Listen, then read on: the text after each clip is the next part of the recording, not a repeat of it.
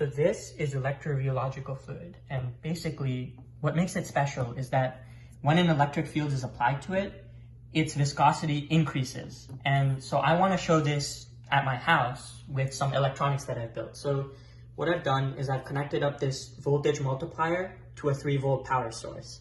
And the 3-volt power source has a switch, so when the switch is turned on, 3 volts will go into the multiplier, and out of the multiplier through these 2 wires will come 400 volts, or more than that, if we can get it there.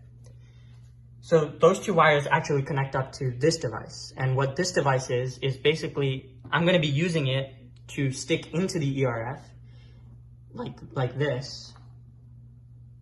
And hopefully we should be able to see the change in viscosity compared to when the switch is off.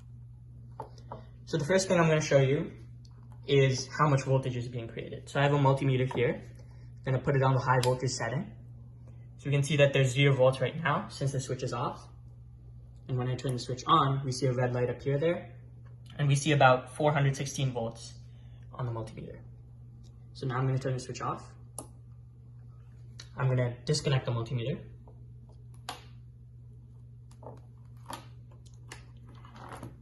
So now we're ready to put this to the test.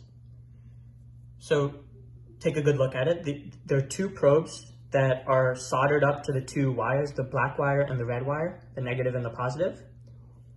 And what I'm going to do is I'm going to stick this into the ERF first when the switch is off, like this. So the switch is off, like this. I'm going to try and squeeze these closer together so we can see.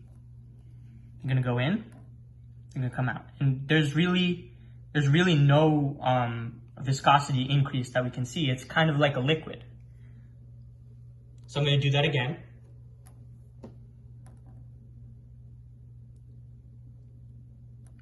And we can see that there's no real blob being created, even though the 2 probes are actually really close together. So now we're going to turn the switch on. Oh, hold on. There we go. And with the switch on, now there's an electric field between the 2 probes. So I'm going to stick it in. Oh, whoops, one second. And now we can see there's sort of like a little blob being generated there.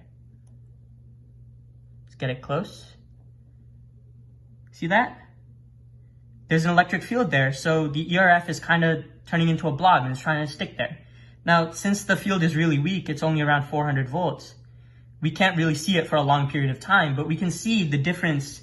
We can see that the ERF is trying to bridge the gap. And that's evidence of the electric field sort of influencing the ERF. So although it's very weak, since we're only using 400 volts and these are like home electronics, we can't really see the full effect, but we can see sort of a portion of it that's visible to the eye. And that's really nice.